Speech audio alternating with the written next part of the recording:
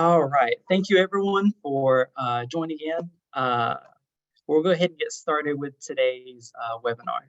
So I'll go ahead and introduce myself. My name is Jameson Lowry. I am one of the team members here at the Hunt Institute with the Equities team, where I work as the Internship and Belk Impact Fellows Program Coordinator. So today, we are joined by a couple of different folks who are here to talk with us a little bit about supporting LGBTQ plus students on college campuses. The Hunt Institute is committed to having honest conversations about the issues of race that are embedded in the field of education and impact all of our students. So this series is an opportunity for us to uplift the voices of the people and organizations who have dedicated their time and resources to improve outcomes for educators and children of color, as well as those from marginalized identities. Today's webinar will focus on support structures for LGBTQ plus students on college campuses. A report by the Proud and Thriving Project in 2021 found that LGBTQ plus students experience a higher incidence of substance misabuse, depression, suicidal ideation, and academic and extracurricular disengagement than non-LGBTQ plus students. This is due to policies and campus culture that make it difficult for students who experience a lack of belonging and who do not experience environments that support self-acceptance and positive identity formation. These challenges are expounded for students who hold other minoritized identities as well. However, access to resources and support work to combat these issues. Research indicates that for students who identify as LGBTQ+, perceptions of safety, acceptance, and tolerance are important factors which influence university choice making. Thus, they may choose specific localities which they perceive to be queer-friendly and accepting, and they may avoid places which are perceived to be repressive or intolerant. Resources such as the LGBTQ plus centers, inclusive student organizations, and encouraging faculty and staff aids in promoting the overall wellness and identity development in these learners. So today's panelists will provide some insight into how to best support the student population.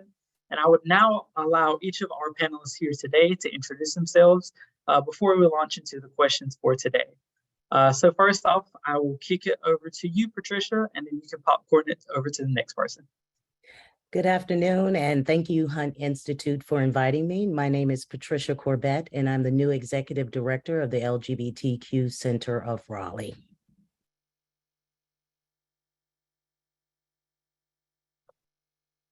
And then we'll turn to Dr. Camacho.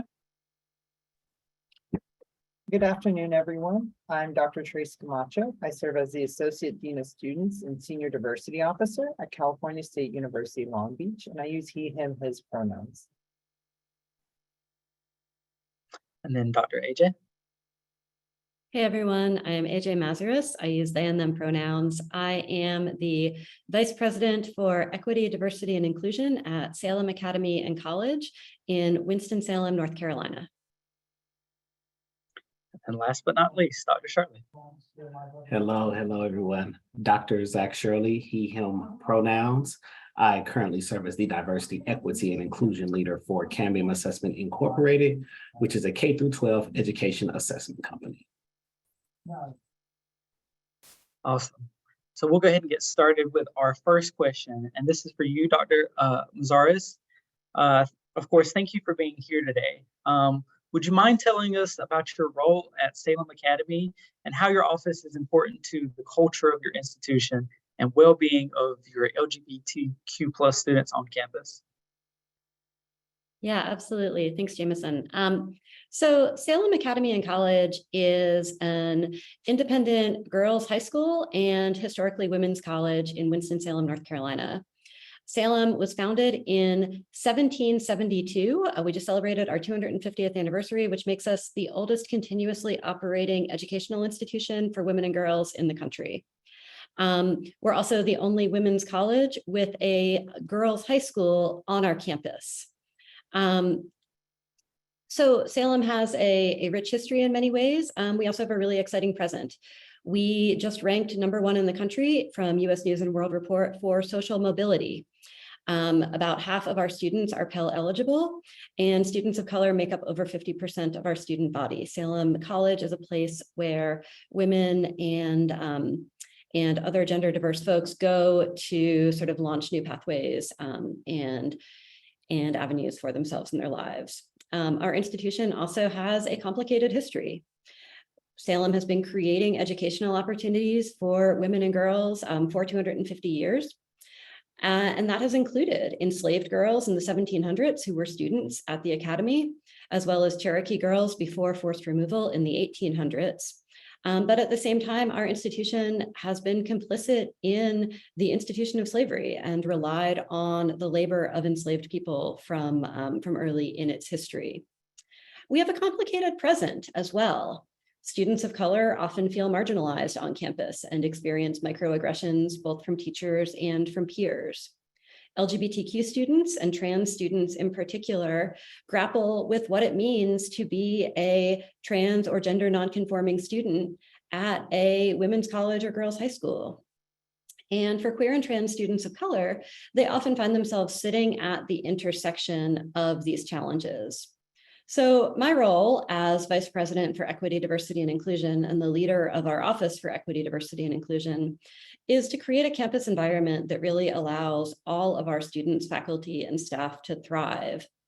And that means giving people the tools to create a culture that encourages cross-cultural fluency and respect, as well as ensuring that our institutional structures promote equity and access, specifically for our marginalized students. And finally, it means creating safer spaces for our students to receive nurturing, care, and to fill their cups up. And I tend to think of this work as an investment in the resilience of our students and their well-being. So that's a little bit about me and what my role encompasses, and I'm happy to, I'll go more into detail as we go through our questions. Absolutely, and thank you for that. I think one of the things that is really important from your response is kind of recognizing the history of the institution that are currently working at. Oftentimes that really informs the work that folks like yourself are doing and how we move into these spaces and why that matters. And so my next question will be for you, Patricia. Can you talk to us about how your previous positions have shaped your vision for Raleigh's LGBT Center and what impact this will have on the students in the area? Absolutely. Let me start by saying my pronouns are she and her. Sometimes, believe it or not, I forget to say those. My background is primarily in education and art. I taught 9th, 10th, 11th grade and college English. I also worked in advocacy in Washington, D.C. for Capital Pride, Black Pride, served on the Black Pride board, served on the board for the Wanda Alston House, the one LGBTQ plus house in Washington, D.C.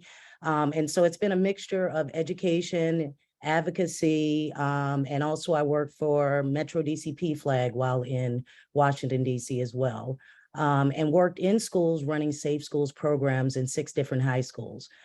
So I come with a lot of background in education and have had a chance to really look at how our community, the LGBTQ plus community, are often marginalized, and often students as early as elementary school all the way up to high school don't necessarily get the support that they need. So I've seen that firsthand and supported and mentored many LGBTQ plus students. One of them is joining our board now, which I'm really proud of. And have had the opportunity to really sit and really work with youth in our community. When I accepted this position 3 months ago as the executive director of the LGBTQ Center, I came in with really one thing that I really had in mind, which is that our community be seen as more than just our sexuality and our identities, that our services and our supports mirrored what our adults and youth need culturally, as well as when it comes to education and advocacy. So I established that there are 3 pillars that we will focus on, which are education, advocacy, and wellness. And to have our programs elevated to reflect what our community needs are. So I'm very new in my position, but I came in with some of that thinking along the way. And so I believe that we are positioned to be supportive of all of the colleges and universities in the area, because our primary job as a center in Raleigh, as a capital, is that we serve as more of a resource hub.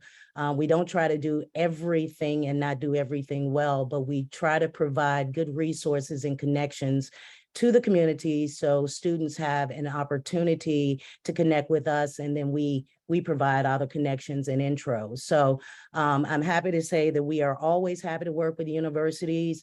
In addition to that, we're always looking for interns, and interns not just to volunteer to do our events, but interns for our staff and to help guide them while they are studying and giving them real life experiences. So although I'm very new, I have a broad vision for our center, and happy to connect with anyone on the panel or any of the university students who may be listening who would like an opportunity to work with the LGBT Center of Raleigh.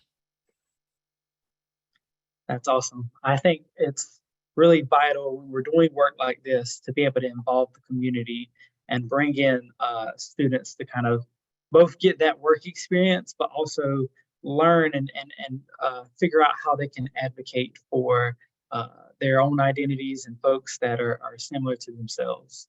So I think that's really awesome to be able to hear that you all have that opportunity and are really advocating for students to be in roles of leadership. So Dr. Shirley, my first question for you would be that, research and assessment are really important tools to inform practices for how we can support students and how we can make their experiences better while they're on campus. Can you tell us the types of data that you incorporate when it comes to supporting LGBTQ plus students, in addition to the patterns that you have observed that aids in how to support these learners? And then can you tell us what role adequate and inclusive data collection plays in supporting these students?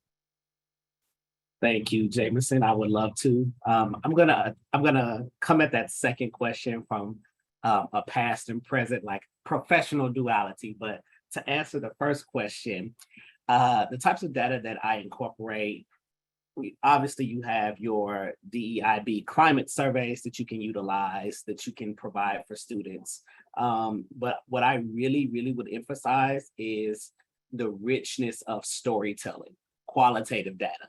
Far too often, as members of the LGBTQIA plus community, we are nuanced beyond our sexual orientation, nuanced beyond our gender representation, nuanced beyond so many different aspects. And so intersecting identities play a really crucial part in these conversations, right? So the power that you have from individual storytelling of students is going to be very crucial in how you're able to not only program and plan for those demographics of students, but also identify any systems that need to be eradicated for the continual safety, education, and perpetuation of those students. I'll give an example. I am an identical twin. Both my brother and I identify as same gender loving cis men. However, his story is different than mine. And people would look at identical twins who are both same gender loving and say, wow, like it's the same. It's not. And Trace knows my brother and I decently well, so he can attest to that. And so being able to capture these stories and these narratives with students to be able to then create opportunities for them, but alongside with them. Don't create the opportunity without them and their input. As administrators within either the K-12 setting or the university setting, our job is to remove the barriers from the students and let them have carte blanche on what they need to do. We provide the funding, we help navigate space, we help, again, remove those barriers, but it's important for the students to be able to have that opportunity to take ownership of their experience, and you serve as a collaborator in that experience as well. On the second piece of the question, adequate and inclusive data collection and what role it plays in supporting LGBTQIA+ students. So I said I was going to look at this from two different perspectives. I spent 16 years prior to coming to Cambium Assessment as a university administrator, working in fraternity and sorority life. And so the approach that I would take with college students is different from the approach that I would take with K through 12 students, which is the arena that I work in now. And so I would say for our K through 12 students, those are very formative times in their lives. So those stories and those narratives are going to be very different versus when they are in college and may, not all, but may have come to a space where they are living out loud and proud. And so I think what's also important when we talk about K through 12 students is understanding the nuances of the political landscape in every state that they're in. I live in Texas. I'll let you do with that what you want. And so knowing that there's parental involvement that comes along with K through 12 students that we have to think about. There are classroom dynamics as students are forming into young adults that we have to take into account. And so, but again, tying in that qualitative storytelling data is very important. Absolutely. I've read countless research articles that really talk about the importance of self-authorship and narrative in the experience of students while they're in college. And of course, as you kind of were talking about there, that plays an important role in how we take in data, how we collect this information and things like that. So I definitely appreciate you hearing that from you. Next, Dr. Trace, of course, thank you for being here with us today. So as we've kind of alluded to with our conversation thus far, there's several factors that affect persistence of LGBTQ plus students. There's things such as financial aid, campus climate, safety, different things like that. Can you tell us about specific programs that your institution offers that helps with these factors? Yes, thank you. So I'm going to talk about some general things that we offer on campus so we know specifically our LGBT plus students really access. So we have a very robust basic needs program. We offer pantries, we offer meal assistance, we offer emergency grants for students. So we know that our LGBT plus students can be adversely affected because they might not be getting financial support from family for various reasons. So we wanted to make sure we connect them to resources on campus. We even offer sometimes medical related grants for students to help them pay their medical bills, as well as emergency housing. So say something happened either with family or with a partner and they need rapid rehousing, we offer those services to all students. We know specifically our LGBT plus students might access them at a more frequent rate. So we want to make sure, and we're really good about working with our case managers and having our faculty and staff know this is a resource. So if they hear something, all they have to do is fill out a referral form. Our case managers will reach out to them so we can connect them to the available services. The other thing is making sure we offer support for services they might not have seen at home. So one of the great things is we have a great trans care team in our student counseling center who can help students who are trans identified or even LGBT identified. They run an LGBT support group that's drop-in for any student who wants to do it. They don't have to sign up. They can just drop in. It meets weekly. They also offer mental health services for trans identified students. In addition, our student health center actually offers trans affirming healthcare for our students. We are a primary care facility, so we're not a surgery. We're not a full service hospital. So we do offer trans affirming services that students can access right at the health center without going to other places. So those are all things we're offering services for students where if they need those referrals, we can easily connect them to resources on campus. The most important thing we found with our LGBT plus students is that the important thing is making sure we do that warm handoff. We don't just say, go walk across campus. We introduce them like, this is Dr. Jensen, who's one of our great counselors in our counseling center, who's a great resource for you that we suggest if you're scheduling an appointment, she's a great person to talk to. If you're going to our trans care team, these are the providers who you can talk to. Let me walk you over there. Or if you want, I can do an email introduction. One of the other important things that we have on our campus that's unique to our campus is, while other campuses might have campus climate committees that cover a broad range of DEI related initiatives, we actually have our own specific campus climate committee for LGBT plus students, faculty, and staff. And that campus climate committee is made up of students, faculty, staff, and administrators from across campus that really focus on assessing our campus climate regularly, looking at policies and practices we can do to improve our campus climate, and promotes a program that creates a culture of community on our campus. So it's nice that we have that, and that we have voices from all over campus on that. There's some other things I'll talk about in other questions, but it's really robust what we do, but we also understand that we can't be everything for all students, all of our LGBT students. We know we can't offer all services, but we have really great partnerships like our local LGBT Center and other providers in the campus, in the local community, that if we can't provide the services for our students, we know who we can pick up the phone and call and connect them to. So our local LGBT Center, working with basically Patricia's counterpart here on campus, we know if we can't serve the student, we know at least where to go and serve that, connect them to that resource.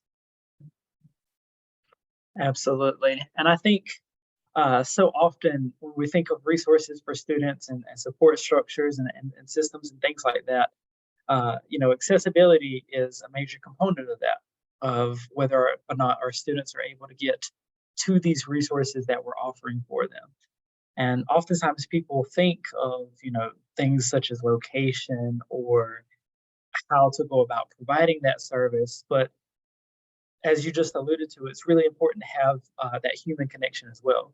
When students feel that they are able to connect with the people that are offering the resources, if they feel that, like this is something I can achieve or grab to, that makes it even that much more possible for them to utilize that specific resource. So thank you for that.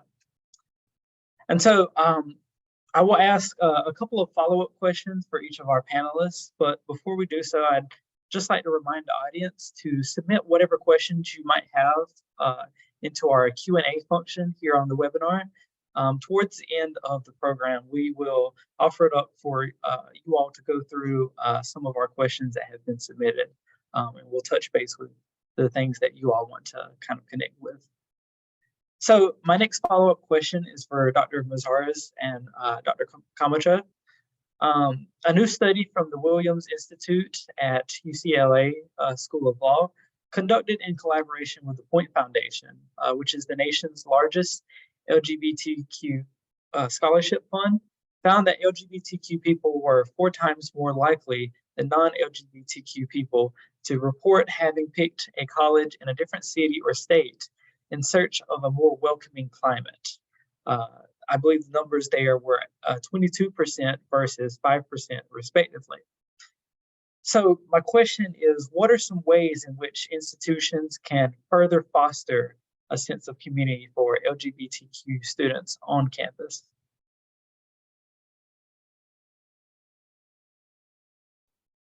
I can start us off. I think an important thing is offering programs, like we already talked about services. So programs could be a robust social programming events. So we offer social events like dances, speed friending, educational events like movie showings, student organizations that are LGBT focused beyond just your, queer student alliances are important. Other things like there's LGBT social fraternities, LGBT specific academic groups like in STEM majors. And it's important to offer, students are going to access them. And what I want to make an important note, going to Dr. Shirley's question about assessment, it's important also not just to look at usage, like number of students involved or attending events, because what I found in my own research and other people have found in researching LGBT student success, that students might not access those services because of their level of outness or comfortability, but having those on campus and advertising sends very strong messages to students who are current students and prospective students that this is a welcoming place for my identities. So whether students access them or not, in my own dissertation work on gay Latino men in college, I found that a lot of students said, I don't attend all the events, the queer student events, but knowing that they're there lets me know that this is a place where I feel welcome and accepted. So I think it's important that colleges continue to promote and have events, student organizations and things like that, but also note that maybe they don't see the high attendance, but that doesn't diminish the impact having those things have on sending messages to both current students and prospective students going to those campuses. And I also think it's important that campus have visible policies around things like affirm names and pronouns, because that shows students who might identify as trans or gender non-binary that this college is welcoming, accepting of my identities. Yeah, I would echo all of that. And, you know, I think Trace just did a beautiful job of laying out some of those programming pieces and, you know, thinking about some of the structural pieces that have really significant impacts.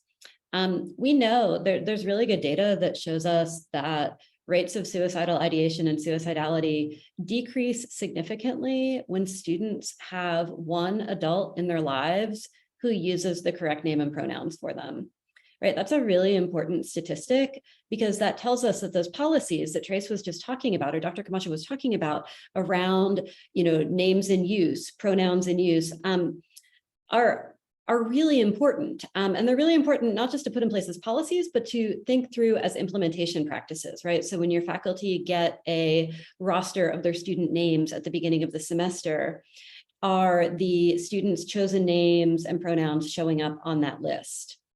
Do your faculty know how to use that information when it's given to them? So, you know, thinking about policy, but also thinking about implementation and the education that goes along with it. We all know that access to all gender restrooms is hugely important for students. In one study that I read, students signified that as one of the most important things in creating an inclusive campus environment for them.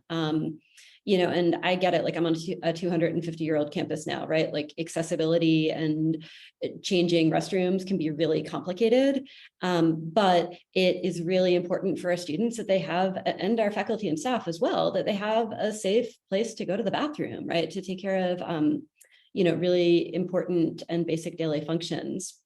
And then the final thing I would say on this is for historically or currently same-sex institutions, recognizing that your campuses may hold, and in fact do hold, more gender diversity than may be immediately obvious. And I'll give an example of that.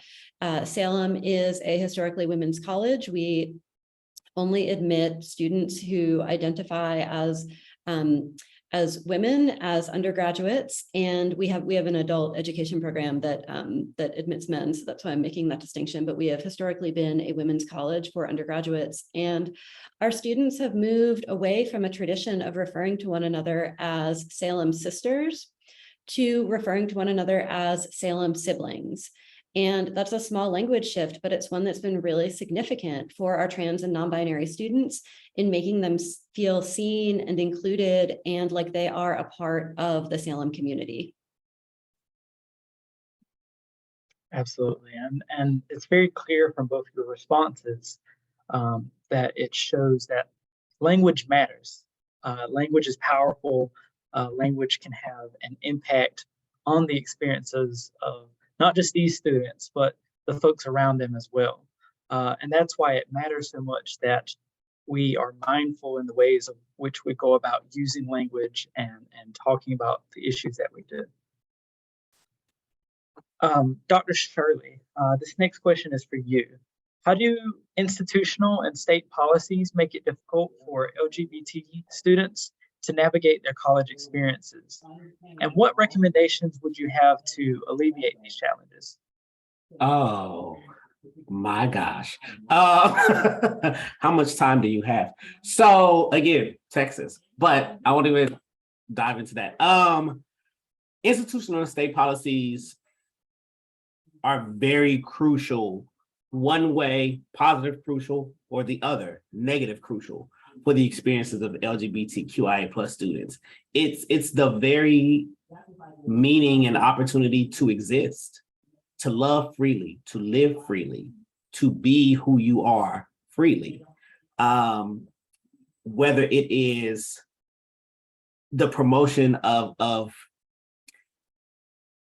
keeping students safe versus not feeling safe when it comes down to university incidents in your dean of students office, or with the university police department, or with community members that surround the institution. Like, there are, everywhere these students go, if they are in a state or at an institution that does not believe in the viability of their very human existence, then these students, coupled with the stress of being a college student, are not going to fare well. It is whether or not I have to avoid holding hands with my partner in public, even though we're walking right next to each other and we're in the same class, or what it looks like when I'm at home in my own apartment that I pay rent for, and people can come and knock down my door just because of who I love and who I'm in there with. Like, there's this state of safety, psychological and physical safety, that I don't think a number of individuals really take into account. And you're just trying to wake up that morning, go to class, and exist like every other person. And so, prime example, in Texas, there are conversations now about eradicating access to pre-exposure prophylactics through insurance. Like, I am an individual who benefits from PrEP. And I'm not a college student, but I think about if I were a college student who at that point in time was utilizing PrEP, and now what does this mean for me? So that's yet another attack on my identity. So many attacks, or as we coin them, macro aggressions, right? On someone's very existence. And so I think that when we talk about the alleviation of these changes, one, we need to educate individuals about the fact that, and this, as foundational as this is going to sound, there's more than one version of being a human being. I can be a cis-het human being, and that's amazing. I could be a cis gay, cis same gender loving individual. Like, there are so many different nuances to who we are as human beings. So education, number one. Number two, helping to educate our college students on voting, right? On what they're voting for. College is the training ground for the real world. And most of your major movements began on college campuses. And so educating those students, whether they identify as members of the community or they are allies or not, on the importance of what it looks like to have basic human rights for individuals who want the same opportunities as our heterosexual counterparts. And so I think that also, I'll say this, I don't work in the college and university environment anymore, but I would have said this had I still worked there. Some people need to retire. Like, it's time to move some people who have these very archaic mindsets out of these roles, because they are literally jeopardizing the safety of students. Absolutely. And I think that's such a good reminder of, voting and its power, especially with midterms coming up and elections for lots of folks. So definitely a good reminder for our audience members to utilize that power and responsibility to go out and make change into the world. And so, Patricia, this next question is for you. Despite the many institutional efforts, unfortunately, some LGBTQ plus students still may not be able to find a community on their college campus. But luckily, Raleigh is fortunate enough to have an LGBT center. So how can community organizations similar to yours attract these students to offer further assistance? And from a community organizational perspective, what does support assistance look like for these students? Absolutely, great question. I think the first one is kind of a two-part question, is how we can be available, and also how can universities support us. So first things first is that we need to be present. We need to be present when there are student tours for our communities. We need to be present when orientation week is happening. And we need to show our presence, if we can, when there are events that involve education, advocacy, or wellness, any of those areas that impact us. So part of it is being present to let them know we exist. rather than for them to have to find their way to us. And that's a connection with college campuses so that we can have a heads up to say, hey, we've got students coming in. We'd like for you to be present, provide information about your programming, your support services, and how we can make referrals to you and get real-time responses. So that's part of it.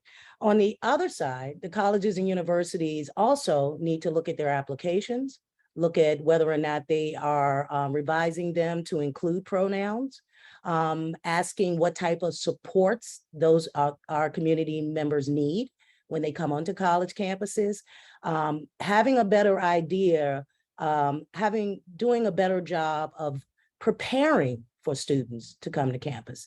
And I think there's still a heteronormative mindset on campuses that doesn't necessarily do anything. It's not about us asking for something special. It's about including us and recognizing that we are going to be college students as well. So I think that it's a partnership. Our center can work with local colleges and universities and work on having a presence. We can also open the opportunity for LGBTQ plus students to work with us in our programming and also access our programming. So that's that first piece.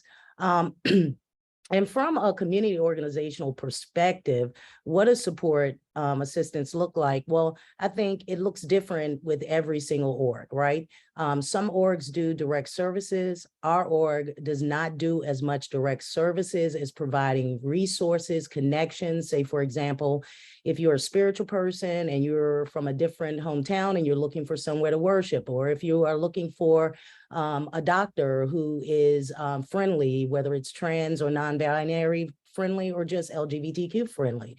If you are looking for housing, if you need connections because you are not comfortable going to your own clinic on your campus and you want to find somewhere, an outside provider.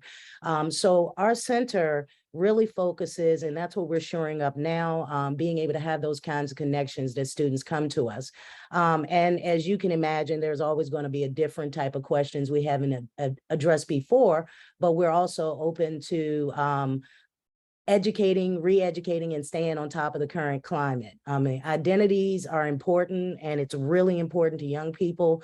And so for those of us who've been in this advocacy and work for this time, that's important for our community members to make sure we stay on top of that as well, and that we are receptive and welcoming to young folks who are clearly have a lot more opportunity to find that identity that suits them, something that maybe some of the older generations didn't. So. Yeah, absolutely. And I really appreciated that sentiment you had about solutions being different for different community organizations. And I wanted to add to that it also is the same way for different institutions and different universities and things like that. The solutions that they require to break down these barriers, to break down these challenges for LGBTQ plus students on college campuses looks different for each individual campus. You can't just have one solution to fit all the needs of your students, because the needs of your students are unique at each different institution. So I definitely appreciated you sharing that. And so we'll go ahead and dive into our question and answers portion. We've had a couple of different questions submitted by some folks. So our first is from Ronald Atkinson, who says, with the ever-changing political and societal environment, how do you see advocacy and support for LGBTQ plus students in the future? And all of our panelists don't have to necessarily answer this one, and I'll make sure to drop it in the chat for you all so you can look at it as well. But again, that question is, how do you see advocacy and support for LGBTQ plus students continuing into the future with our ever-changing political and societal environment? If I may, I would like to dive in. Number one, I see it as that support is still going to be necessary until we are confident that it's not. Over the last couple of months, we've seen the reversal of so many monumental decisions that we probably never thought in our lifetime would ever be reversed. And so that's not to say that if we have safeties and procedures in place for LGBTQIA plus students in the future, who's to say that that won't be dialed back? Who's to say that that won't be removed? I do believe, from my vantage point, that there's far more support than existed when I was coming up in college. And I applaud those efforts. I also am going to say, don't stop fighting. Don't stop being allies and accomplices in this work. Don't rest on these accomplishments that we've made, because who's to say that someone won't come back and say, oh, well, we actually gave them too much. We could dial something back. They made it through before. And so I would say, as administrators on college and university campuses, if you are in positions of power, if you are in positions of being able to hire, if you are in positions to be able to fund, provide that support, both from a time and talent perspective, please continue to do so. I always say, you show me your budget, that means you show me what you value. And if you can show me in your budget that you value the success of LGBTQIA plus students, regardless of if it's housing programs, fraternity and sorority life programs, orientation programs, then I'm going to be able to see what you value. And so I would just say, keep that support going. Absolutely.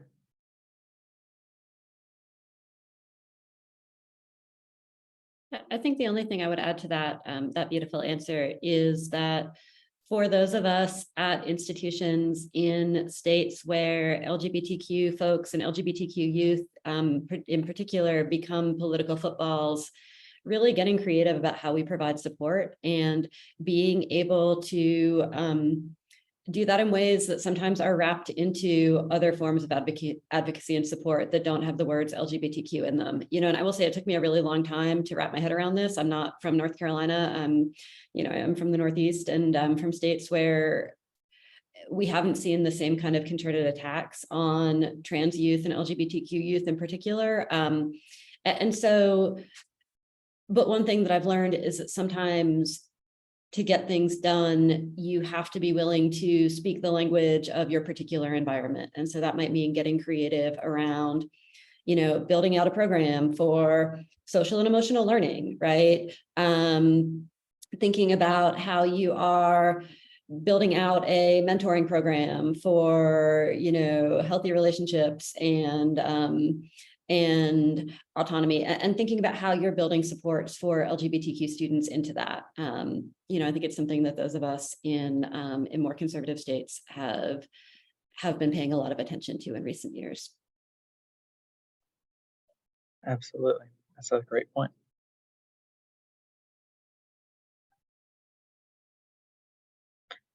All right, we'll launch into our next question.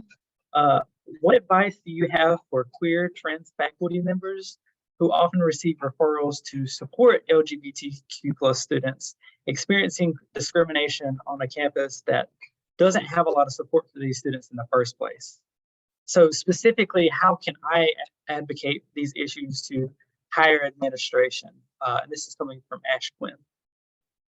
This is a great question. And I think it's important to realize we can't be the be all end all for our LGBT students, any of us on this panel or any of us who are participating today.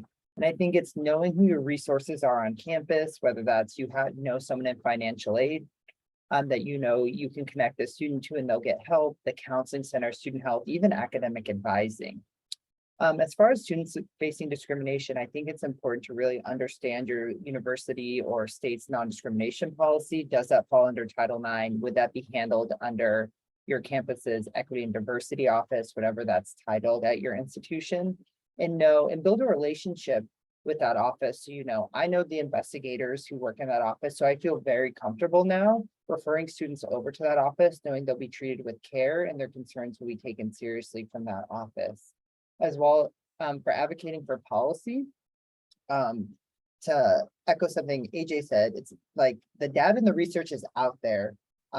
maybe not for your specific institution, but show that our LGBT students are struggling with a lot of things. So it's important to show things like their rates of mental health, academic achievement. If your institution does any type of national large scale survey, like the National Survey of Student Engagement, the first year student survey, the senior student survey, I forget the acronym, or a lot of these, for a demographic question, they ask students how they identify both gender identity and sexual orientation.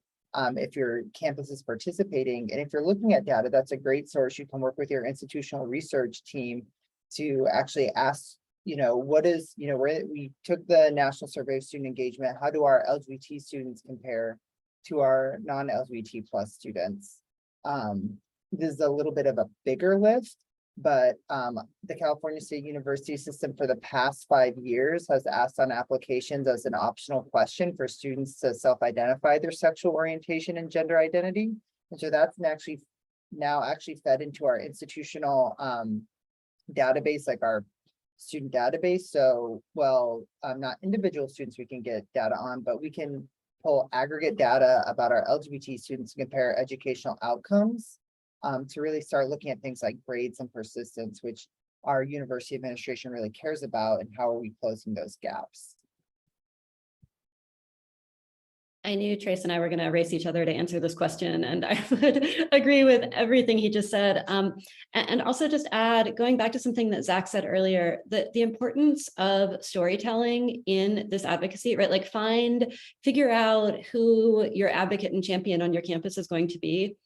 And then having those stories, that qualitative data from your students is hugely important. And I will say at my previous institution, I worked for years on bringing proposals to our president around a gender inclusive housing option for incoming first year students. And he was not willing to move on it until I did focus groups with our trans students and had them tell me, like, what was your first year like?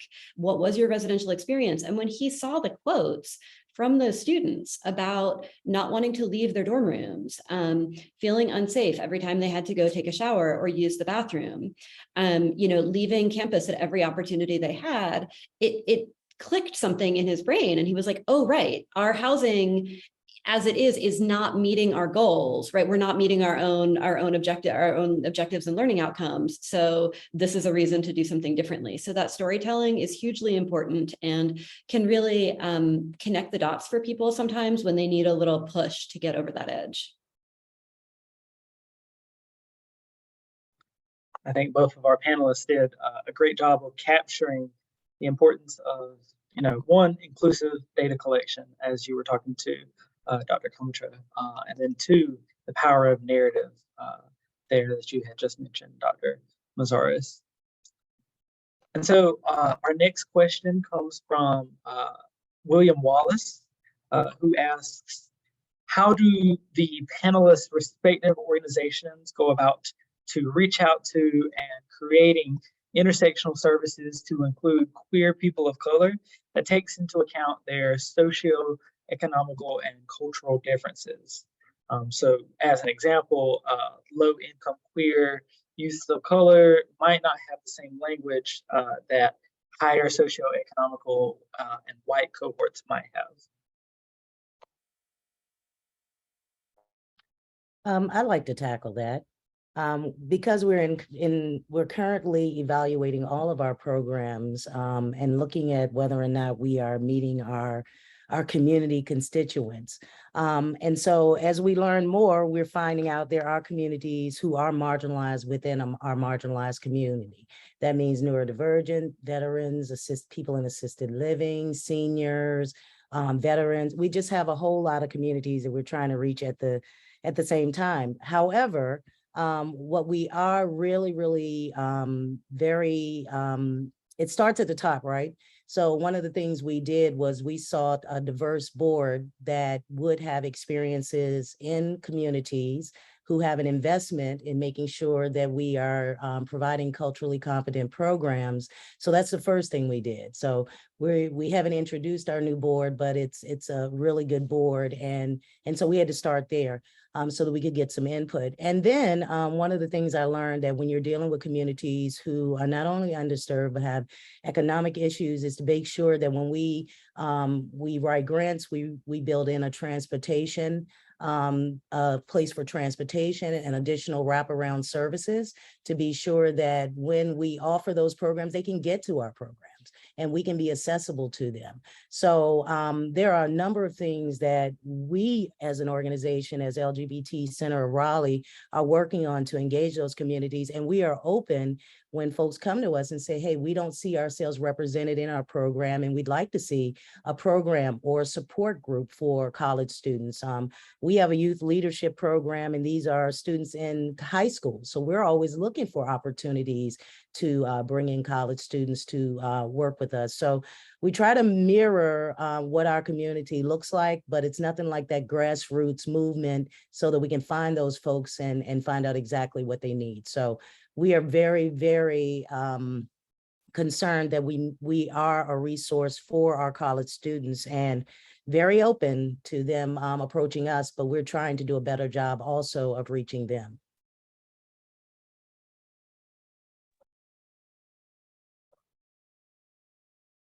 Absolutely. I think that's a wonderful point of figuring out how to best, provide these resources for these students.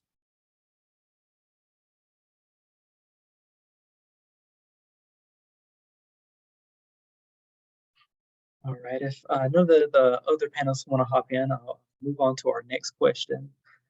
This is coming from Melba Marin Velasquez. And the question is, are there inclusive wording in institutional policies, forms, documents, etc., for Two-Spirit Indigenous students on campus? I know this is an identity that oftentimes is overlooked in these conversations.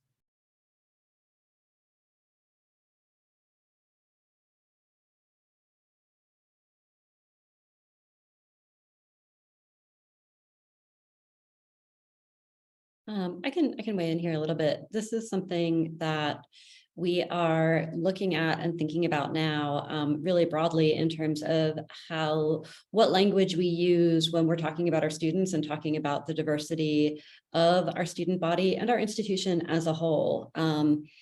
So I don't know if any of my colleagues have examples of language that you are currently using, but I will say that at Salem, it's part of something that we're considering in the context of a larger review of how we talk about who we are broadly. I toiled back and forth between like responding since I'm no longer on a college campus. But at Cambium Assessment, we have recently integrated a number of different inclusive language guidelines. Again, I've pivoted from college students to K through 12 assessment for students. And so in a lot of our item writing, our test questions, we're looking at what language have we used previously that has been problematic and removing that language, editing that language. I mean, for instance, there's a conversation we're having now on the usage of AAVE in content. We know that AAVE for Black folks, that's how we talk, and so previously it was seen as unprofessional or uneducated, but now looking at well, no, actually, that's just the way it's another dialect. And so I think that while I can't speak to two-spirited individuals, I am happy to see that we are at least now having this conversation around language, what language is necessary for individuals to feel that sense of inclusion and belonging, and what language we need to sunset because it is triggering or negative to the experiences of a certain demographic of people.